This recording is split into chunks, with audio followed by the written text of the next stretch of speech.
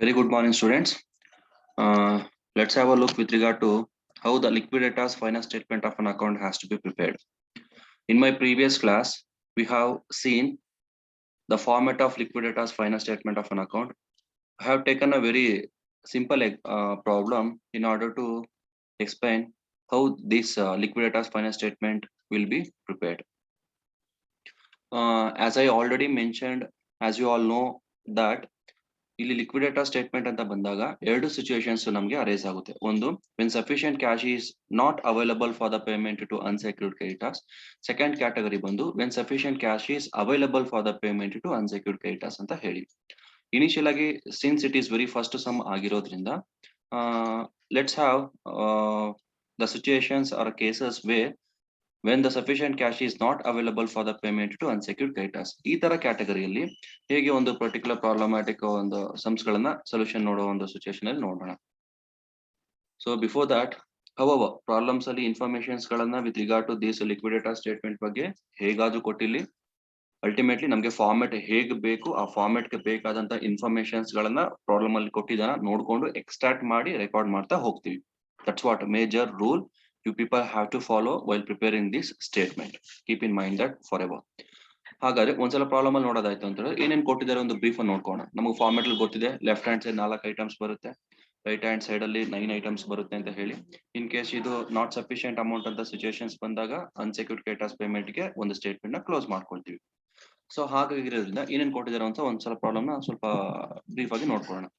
The following particulars relating to a company which has gone into voluntary liquidation ಅಂತ ಕೊಟ್ಟಿದ್ದಾರೆ. You are required to prepare liquidator's final statement of an account allowing him remuneration at 2% on assets realized ಅಂತ ಹೇಳಿ. So 2% on assets realized ಇದು ನಮಗೆ ತುಂಬಾ important ಆಗುತ್ತೆ. ಅದ್ರ ಬಗ್ಗೆ ಮೈಂಡ್ ಮಾಡ್ತೀರಾ, ಯಾಕಂತ ಹೇಳಿದ್ರೆ ಕೊಟ್ಟಿರುವಂತದ್ರ ಬಗ್ಗೆ ನಾವು ಅಲ್ಲಿ ಪೇಮೆಂಟ್ಸ್ ಮಾಡುವಂತ ಸಂದರ್ಭದಲ್ಲಿ ಅದು ಅಲ್ಟಿಮೇಟ್ ಆಗಿ ಮೈಂಡ್ ಆಗುತ್ತೆ. Then 2% on amount distributed to unsecured creditors other than preferential creditors ಅಂತ ಕೊಟ್ಟಿದ್ದಾರೆ. ಈ other than in the sense excluding ಅಂತ ಹೇಳಿ. ಸೊ ಎಕ್ಸ್ಕ್ಲೂಡಿಂಗ್ ಅಂತ ಕೊಟ್ಟಿದ್ದಾರೆ ಅಂತ ಹೇಳಿದ್ರೆ ಅಲ್ಟಿಮೇಟ್ ಆಗಿ ನಾವು ಎಲ್ಲ ಏನೋ ಒಂದು ಕ್ಯಾಲ್ಕುಲೇಷನ್ ಮಾಡುವಂತ ಸಂದರ್ಭದಲ್ಲಿ ಪ್ರಿಫರೆನ್ಷಿಯಲ್ ಕ್ರೆಡಿಟರ್ಸ್ ಗೆ ಕೊಟ್ಟಿರುವಂತ ಅಮೌಂಟ್ ಅನ್ನು ಸಹ ನಾವಿಲ್ಲಿ ಕನ್ಸಿಡರ್ ಮಾಡಬೇಕು ಅಂತ ಅರ್ಥ. ವೆರಿ ಫಸ್ಟ್ ಸಮ್ ಆಗಿರೋದ್ರಿಂದ these two adjustment how to be treated ಅಂತ ಹೇಳಿದ್ರೆ ಆ ಪ್ರಾಬ್ಲಮ್ಯಾಟಿಕ್ ಅಲ್ಲಿ ನಾನು ಹೇಳ್ತೀನಿ. ಫಸ್ಟ್ ಎರಡು ಅಡ್ಜಸ್ಟ್ಮೆಂಟ್ಸ್ ಗಳನ್ನ I mean to say that ಸ್ವಲ್ಪ ನೋಟ್ ಮಾಡ್ಕೊಂಡಿರಿ. ಒಂದು 2% ಆನ್ ಅಸೆಟ್ ರಿಯಲೈಸ್ಡ್ ಅಂತ ಕೊಟ್ಟಿದ್ದಾನೆ, ಇನ್ನೊಂದು 2% on amount distributed to unsecured creditors other than preferential creditors ಅಂತ ಕೊಟ್ಟಿರುವಂತ two things. Then one by one ಏನೇನು ಕೊಟ್ಟಿದ್ದಾರೆ, preferential creditors 10,000 rupees they have been given, unsecured creditors 32,000. Note this 32,000 bit important ಇರುತ್ತೆ, ಯಾಕಂದ್ರೆ ಅಷ್ಟು ಅಮೌಂಟ್ ಇದೆಯಲ್ಲ ಅಂತ ನಾವು ಸ್ಟೇಟ್ಮೆಂಟ್ ಅಲ್ಲಿ ನೋಡ್ಕೊಳ್ಬೇಕಾಗಿರುತ್ತೆ. Next payment to debenture holders ಅಂತ ಹೇಳಿ 10,000 rupees ಹೈಲೈಟ್ ಮಾಡಿದ್ದಾರೆ. ದೆನ್ ವೇರಿಯಸ್ ಅಸೆಟ್ ರಿಯಲೈಸ್ಡ್ ಅಂತ ಹೇಳಿ 3 ಅಸೆಟ್ಸ್ ಗಳು ಕೊಟ್ಟಿದ್ದಾರೆ. Land and building 20,000, plant and machinery 18,650, then furniture and fittings 1,000 rupees ಕೊಟ್ಟಿರುವಂತದ್ದು. Then liquidation expenses amounted rupees 1,000 rupees direct ಆಗಿ ಕೊಟ್ಟಿದ್ದಾರೆ. So by keeping all these informations directly we have move on to this calculation part ಹೋಗೋಣ. One by one ಅಲ್ಲಿ ನೋಡೋದಾಯ್ತು ಅಂತ ಹೇಳಿದ್ರೆ ultimate ಆಗಿ ಇಲ್ಲಿ 2R by optional ಅಂತಾನೆ ಹೇಳಿದ್ದೆ, ತಗೊಳ್ಬಹುದು ತಗೊಳ್ದಿರ್ಬೋದು, ಬಟ್ ಪ್ರಾಕ್ಟೀಸಿಂಗ್ ಇದೆ, ಅದ ಹಾಗೆ ನೋಡ್ಕೊಂತ ಹೋಗೋಣ. ವೆರಿ ಫಸ್ಟ್ ಐಟಮ್ ಅಂದ್ರೆ left hand side is assets, various assets realized ಅಂತ ಹೇಳಿ ತಗೊಳ್ತೀರಿ. ಸೊ ಅದನ್ನ ಹಾಗೆ ಅಲ್ಟಿಮೇಟ್ ಆಗಿ one by one note one by one ತಗೊಳ್ತಾ ಹೋಗೋದಾಯ್ತು ಅಂತ ಹೇಳಿದ್ರೆ ವೇರಿಯಸ್ ಅಸೆಟ್ಸ್ ಗಳು ಏನೇನು ಕೊಟ್ಟಿದ್ದಾರೆ. First one land and building ಅಂತ ಹೇಳಿ, land and building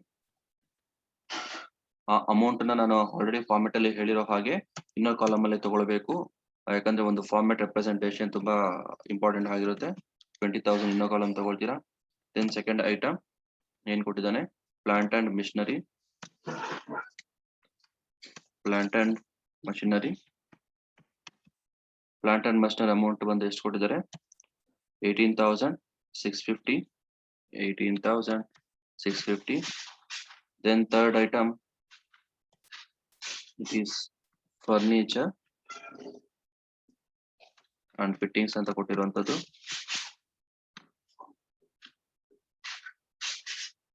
Furniture and fittings, it is 1,000 rupees. So ಈ ಮೂರು ಅಮೌಂಟ್ ನ ಟೋಟಲ್ ಮಾಡ್ಕೊಳ್ಳಿ, ಯಾಕಂದ್ರೆ ಬೇರೆ ಯಾವುದೇ ರೀತಿಯಂತ ಅಸೆಟ್ ಗಳು ಕೊಟ್ಟಿಲ್ಲ. ನಾವು ಆಲ್ರೆಡಿ ಪ್ರಾಬ್ಲಮ್ ನ ರೆಫರ್ ಮಾಡಿರೋ ಹಾಗೆ only 3 items they have been given. So ಮೂರು ಐಟಮ್ ನ ಟೋಟಲ್ ಮಾಡ್ಕೊಂಡ್ರೆ 20,000, 18,650 plus 1,000 it will come 39,650. 39,650 amount ನ ಔಟ್ ಆಫ್ ಕಾಲಮ್ ಅಲ್ಲಿ ತಗೊಳ್ತೀರಾ. ದೆನ್ ಸೆಕೆಂಡ್ ಒಂದು ಫಾರ್ಮೆಟ್ ಅಲ್ಲಿ ನೋಡೋ ಹಾಗೆ ನಮ್ಗೆಲ್ಲರೂ ಗೊತ್ತಿರೋ ಹಾಗೆ ಒಂದು ಫಾರ್ಮೆಟ್ ಅಂತ ಬರೋಣ.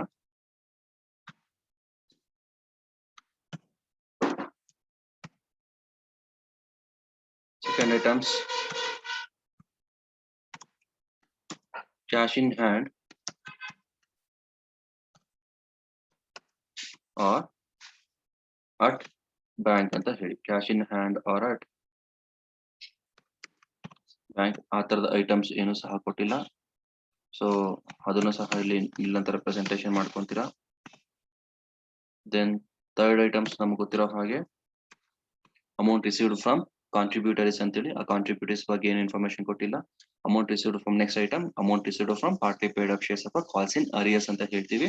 ಆ ಐಟಮ್ ಸಹ ಏನು ಕೊಟ್ಟಿಲ್ಲ, ಹಾಗೆ ನಿಲ್ಲ ಅಂತ ಹಾಕೊಳ್ತೀರಾ. ಜಸ್ಟ್ ವೆರಿ ಫಸ್ಟ್ ಸಮ್ ಆದ್ರಿಂದ ಅದೊಂದು ಫಾರ್ಮೆಟ್ ಅಲ್ಲಿ ನಿಮ್ಗೆ ಗೊತ್ತಿಲ್ಲ. Then amount received from ಕಾಂಟ್ರಿಬ್ಯೂಟರೀಸ್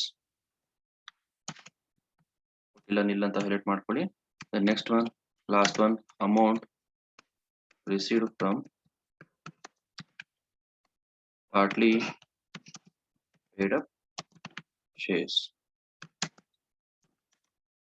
is ಎಲ್ಲರಿಗೂ ಪಾಪ್ಯುಲರ್ ಆಗಿ ಗೊತ್ತಿರೋ ಹಾಗೆ ಕಾಲ್ಸ್ ಇನ್ ಅರಿಯರ್ಸ್ ಅಂತ ಹೇಳ್ತೀರಾ.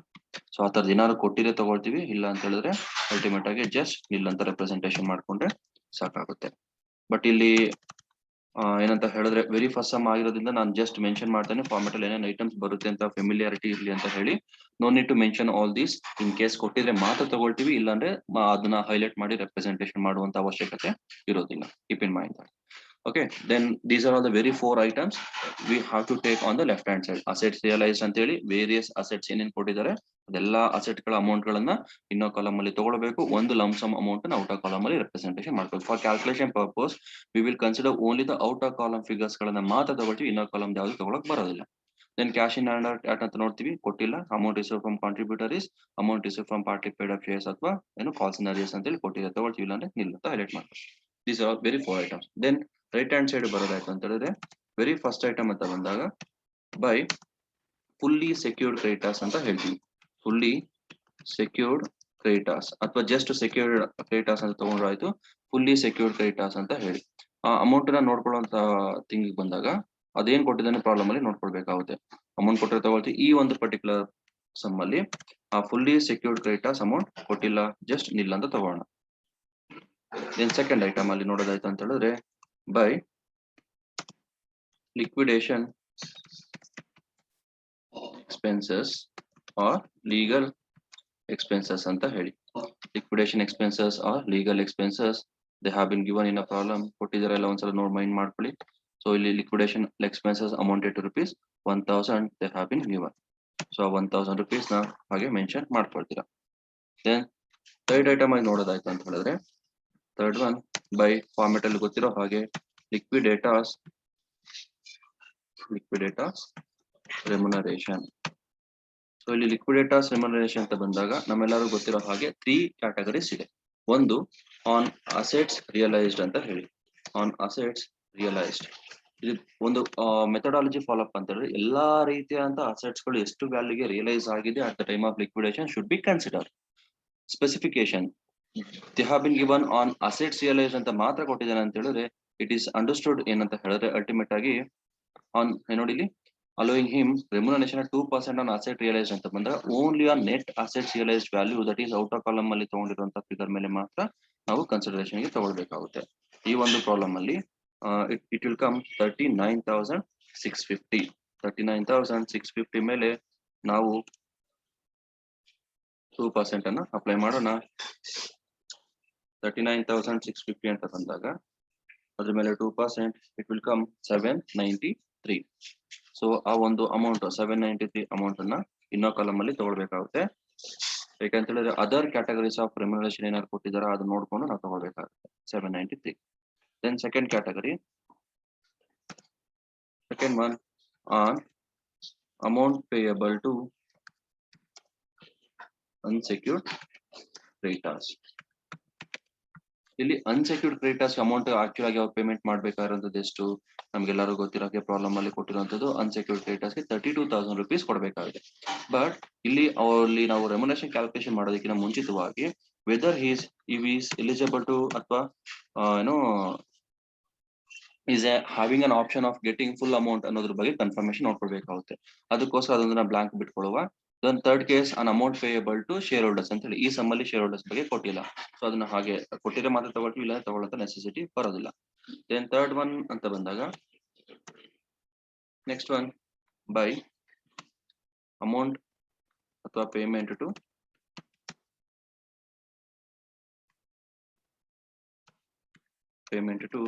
Debenture holders.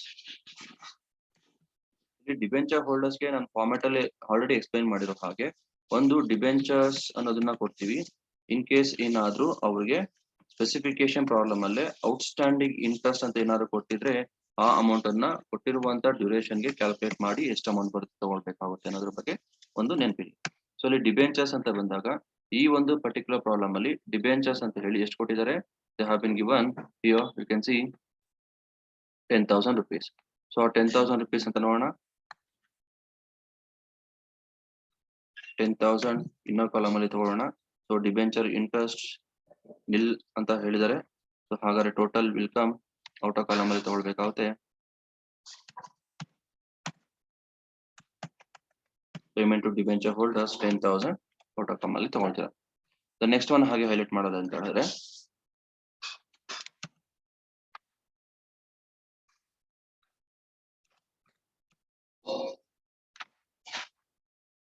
Next sequential payment ಅಂತ ಬಂದಾಗ ನಮ್ಗೆಲ್ಲರೂ ಗೊತ್ತಿರೋ ಹಾಗೆ payment to by preferential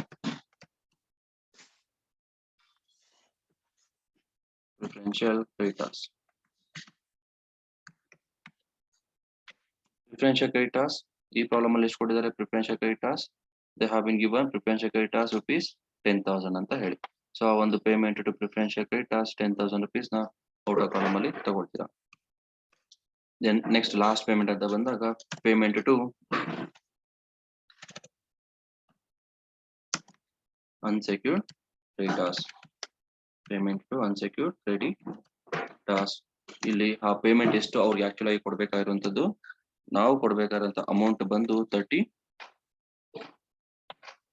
unsecured creditors ಗೆ ಕೊಡ್ಬೇಕಾದಂತ ಅಮೌಂಟ್ ಬಂದು 32,000.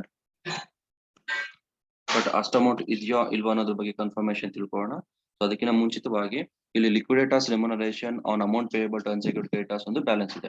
ಅಲ್ಲಿ ಎಷ್ಟು ಅಮೌಂಟ್ ಆಕ್ಚುಲ್ ಆಗಿ ಅವ್ರು ಕೊಡ್ತಾ ಇದ್ರೆ ಅನ್ನೋದನ್ನ ನಾವಿಲ್ಲಿ ಸ್ಪೆಸಿಫಿಕೇಶನ್ ನೋಡ್ಕೊಳ್ಬೇಕಾಗುತ್ತೆ. ಅದಕ್ಕೋಸ್ಕರ ಒಂದು ಅಡಿಷನಲ್ ವರ್ಕಿಂಗ್ ನೋಟ್ ನ ಬರ್ತೀರಾ. ಆ ಅಡಿಷನಲ್ ವರ್ಕಿಂಗ್ ನೋಟ್ ಅಲ್ಲಿ here we can see the format, additional working note format, calculation of amount available for payment to unsecured creditors ಅಂತ ಹೇಳಿ ಮಾಡ್ಬೇಕಾಗುತ್ತೆ. It's very simple as it is. Total receipt ಏನೇನ್ ಮಾಡಿರ್ತೀವಿ ಎಲ್ಲಾ ರೀತಿಯಂತ ರಿಸಿಟ್ ಗಳನ್ನ ತಗೊಳ್ತೀವಿ outer column ಅಲ್ಲಿ. ದೆನ್ ಅದರಲ್ಲಿ ಆ ಅನ್ಸೆಕ್ಯೂರ್ಡ್ ಕ್ರೆಡಿಟರ್ಸ್ ಗೆ ಪೇಮೆಂಟ್ ಆಗಿರೋ ಮುಂಚಿತವಾಗಿ ಏನೇನು ಎಲ್ಲಾ ರೀತಿಯಿಂದ ಪೇಮೆಂಟ್ ಮಾಡ್ತಾರೆ ಎಲ್ಲಾನು ಒನ್ ಬೈ ಒನ್ ಲಿಸ್ಟ್ ಮಾಡ್ತಾ ಹೋಗ್ತೀರಾ. ಈ ಒಂದು ಪರ್ಟಿಕ್ಯುಲರ್ ಸಮ್ ಅಲ್ಲಿ ನೋಡೋದಾಯ್ತು ಅಂತ ಹೇಳಿದ್ರೆ ಫಾರ್ಮೆಟ್ ಅಲ್ಲಿ ಕೊಟ್ಟಿರೋ ಹಾಗೆ total particulars amount in rupees, total receipts, assets realized ಅಂತ ಹೇಳಿ. ಸೊ ಅಸೆಟ್ ರಿಯಲೈಸ್ಡ್ ಎಷ್ಟಿದೆ ಈ ಒಂದು ಸಮ್ ಅಲ್ಲಿ 39,650. 39,650 ಅಮೌಂಟ್ ನ ಮೆನ್ಷನ್ ಮಾಡ್ಕೊಳ್ತೀರಾ. ದೆನ್ ಕ್ಯಾಶ್ ಇನ್ ಹ್ಯಾಂಡ್ ಅಂತ ಬಂದಾಗ ಕ್ಯಾಶ್ ಇನ್ ಹ್ಯಾಂಡ್ ಈ ಸಮ್ ಅಲ್ಲಿ ಇಲ್ಲ. ಅಲ್ಟಿಮೇಟ್ ಆಗಿ ದೆನ್ ಟೋಟಲ್ ಕಾಲಮ್ ಅಂತ ಹೇಳಿದ್ರೆ ಇಟ್ ವಿಲ್ ಕಮ್ 39,650 ನ ತಗೊಳ್ತೀರಿ. ಬೇರೆ ರೀತಿಯಂತ ಯಾವುದೇ ಒಂದು ಟೋಟಲ್ ಇತ್ತು ಅಂತ ಹೇಳಿದ್ರೆ ಅದನ್ನ ಹೈಲೈಟ್ ಮಾಡಿ ತಗೊಳ್ಬೇಕಾಗುತ್ತೆ. Then one by one payment ಅಲ್ಲಿ ಎಷ್ಟು ಮಾಡೋದು ಅಂತ ಹೇಳಿದ್ರೆ first one fully secured creditor ಸಹ ಈ ಪ್ರಾಬ್ಲಮ್ ಅಲ್ಲಿ ಇಲ್ಲ ಅಂತ ಹೈಲೈಟ್ ಮಾಡುವ. Then second one liquidation expenses they have been given 1,000. Then liquidators remuneration only on assets realized.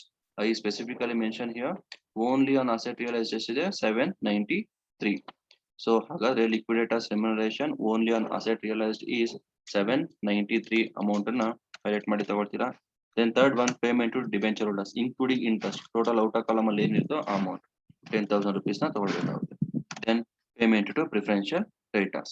Payment to preferential creditors ಇಲ್ಲಿ whether we need to consider this particular preferential creditors list ಮಾಡ್ಬೇಕಾ ಬೇಡವಾ ಅನ್ನೋದು based on information what they have been given in a problem ಮೇಲೆ depend ಆಗುತ್ತೆ. ಇಲ್ಲಿ 2% on amount distributed to unsecured creditors other than preferential creditors ಅಂತ ಹೇಳಿದ್ದಾರೆ. It means other than ಅಂತ ಹೇಳಿದ್ರೆ only on net amount is paying to this unsecured creditors ಎಷ್ಟು ಅದ್ರ ಮೇಲೆ ಮಾತ್ರ 2% ರೆಮ್ಯುನರೇಷನ್ ಕೊಡಿ ಅಂತ ಹೇಳಿ. ಸೊ ಹಾಗಾದ್ರೆ ಪ್ರಿಫರೆನ್ಷಿಯಲ್ ಕ್ರೆಡಿಟರ್ಸ್ ನ ಲೆಸ್ ಮಾಡಿ ಓನ್ಲಿ ಅನ್ಸೆಕ್ಯೂರ್ಡ್ ಕ್ರೆಡಿಟರ್ಸ್ ಗೆ ಎಷ್ಟು ಅಮೌಂಟ್ ಕೊಡ್ತಾ ಇದಾರೆ ಅದ್ರ ಮೇಲೆ we need to consider. So ಹಾಗಾದ್ರೆ ಇದು ಟೋಟಲ್ ಅಂತ ಬಂದಾಗ 21,793 ಲೆಸ್ ಮಾಡ್ತೀರಾ.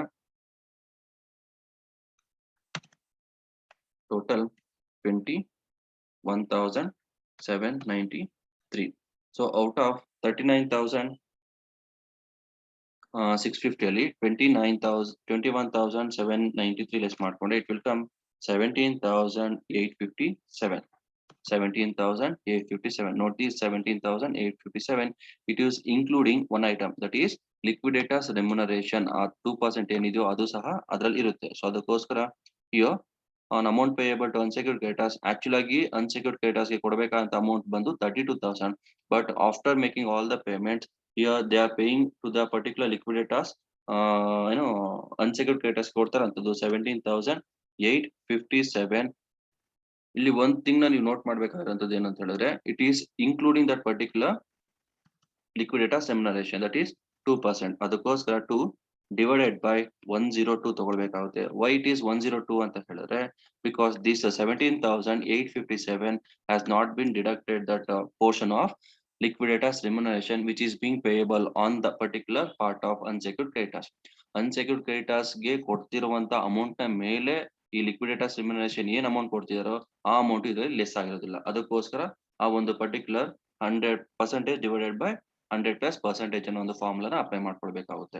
ಇನ್ ಕೇಸ್ ಏನಾದ್ರು ಅವ್ರಿಗೆ ಅಮೌಂಟ್ ಕೊಡ್ತಿರೋಂಥದ್ದು ಇಟ್ ಈಸ್ ಮೋರ್ ದನ್ 32,000 ಆಗಿತ್ತು ಅಂದ್ರೆ ಆಗ 2 ಡಿವೈಡೆಡ್ ಬೈ 100 ತಗೊಳ್ತದೆ. ಆಸ್ ಇಟ್ ಈಸ್ ಇಲ್ಲಿ ಅಸೆಟ್ ರಿಯಲೈಸ್ ಹೇಗೆ ಪರ್ಸೆಂಟೇಜ್ ತಗೊಂಡ್ವೋ ಡೈರೆಕ್ಟ್ ಆಗಿ ಹಾಗೆ ತಗೊಳ್ತಾ ಇದ್ವಿ. 32,000 into 2/100 ಹೈಲೈಟ್ ಮಾಡ್ತಾ ಇದ್ವಿ.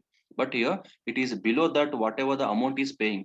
ಅವ್ರು ಕೊಡ್ಬೇಕಂತ ಅಮೌಂಟ್ ಗಿಂತ ಕಡಿಮೆ ಅಮೌಂಟ್ ಕೊಡ್ತಾ ಇರೋದ್ರಿಂದ 32,000 ಗಿಂತ ಕಡಿಮೆ ಅಮೌಂಟ್ ಆಗಿರೋದ್ರಿಂದ percentage divided by 100+% ನ ತಗೊಳ್ಬೇಕಾಗುತ್ತೆ. Keep this in mind, it is very very important. So ಹಾಗಾದ್ರೆ ಪರ್ಸೆಂಟೇಜ್ 2/100 2 divided by 102 ಅಂತ ಮಾಡಿದಾಗ ಇಟ್ ವಿಲ್ ಕಮ್ 350. ಸೊ ಹಾಗಾದ್ರೆ ಟೋಟಲ್ 793 ಪ್ಲಸ್ 350 ನ ಈಗ ಟೋಟಲ್ ಔಟ್ ಆಫ್ ಕಾಲಮ್ ಅಲ್ಲಿ ತಗೊಳ್ಬೇಕಾಗುತ್ತೆ. It will come 1,143. ಸೊ ನಾವು ಅಲ್ಟಿಮೇಟ್ ಆಗಿ ನಮಗೆ ಗೊತ್ತಿರೋ ಹಾಗೆ ಇಲ್ಲಿಗೆ ಸ್ಟೇಟ್ಮೆಂಟ್ ನ ಕ್ಲೋಸ್ ಮಾಡ್ಕೊಳ್ಬೇಕಾಗುತ್ತೆ. ಬಿಕಾಸ್ ಹಿಯರ್ ನಾವು ಕೊಡ್ತಿರುವಂತ ಅನ್ಸೆಕ್ಯೂರ್ಡ್ ಕ್ರೆಡಿಟರ್ಸ್ ಗೆ ಸಹ 32,000 ಕೊಡಬೇಕು. ಬಟ್ ಅವ್ರಿಗೆ ತುಂಬಾ ಕಡಿಮೆ ಅಮೌಂಟ್ ಇರೋದ್ರಿಂದ ಅದೆಷ್ಟು ಅಮೌಂಟ್ ಅಂತ ಈಗ ಬ್ಯಾಲೆನ್ಸಿಂಗ್ ಫಿಗರ್ ನ ಮಾಡ್ಕೊಳ್ಳಿ.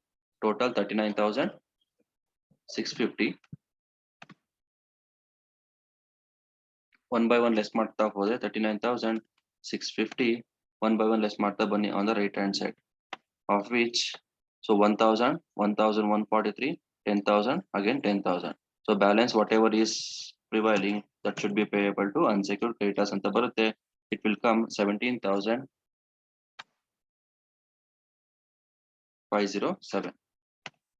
17,507. ಇದ್ರ ಬಗ್ಗೆ ನೋಟ್ ಮಾಡ್ತೀರಾ. Why the statement to be closed here ಅಂತ ಹೇಳಿದ್ರೆ ಇದನ್ನ ಅಲ್ಟಿಮೇಟ್ ಆಗಿ ನೆಕ್ಸ್ಟ್ ಬ್ಯಾಲೆನ್ಸ್ ಫಿಗರ್ ಅಂತಾನೆ ಹೈಲೈಟ್ ಮಾಡ್ಬೇಕಾಗುತ್ತೆ. So why that particular word balancing figure ಅಂತ ಕೊಡ್ಬೇಕಂತ ಹೇಳಿದ್ರೆ, ಬಿಕಾಸ್ ಅವ್ರಿಗೆ ಆಕ್ಚುಲ್ ಆಗಿ ಕೊಡ್ಬೇಕಾದಂತ ಅಮೌಂಟ್ ಬಂದು 32,000.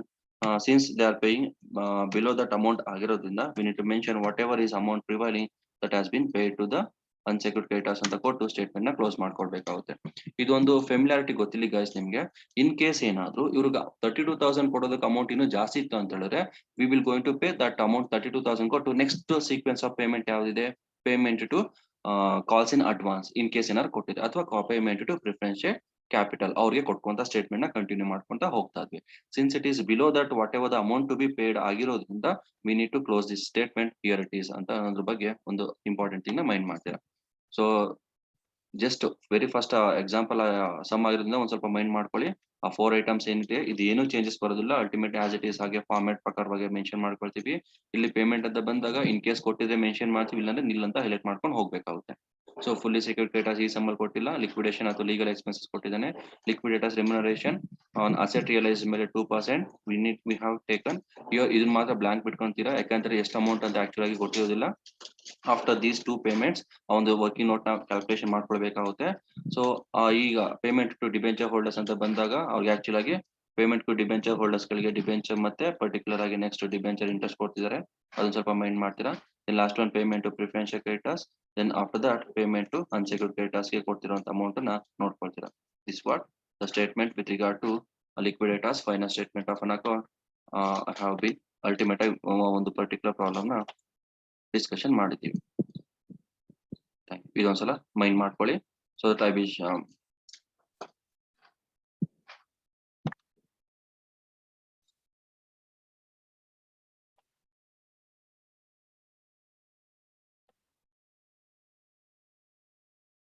ಈ ರೆಪ್ರೆಸೆಂಟೇಷನ್ ತುಂಬಾ ಇಂಪಾರ್ಟೆಂಟ್ ಆಗುತ್ತೆ. ಈ ಒಂದು ಪರ್ಟಿಕ್ಯುಲರ್ ಕ್ಯಾಟಗರಿ ಸಮ್ಸ್ಗಳು ಅಂತ ಬಂದಾಗ ಅದ್ರ ಬಗ್ಗೆ ಸ್ವಲ್ಪ ನೀಟಾಗಿ representation ಮಾಡ್ಕೊಳ್ತೀರಾ. Okay, thank you. Hope you understood. Thank you guys.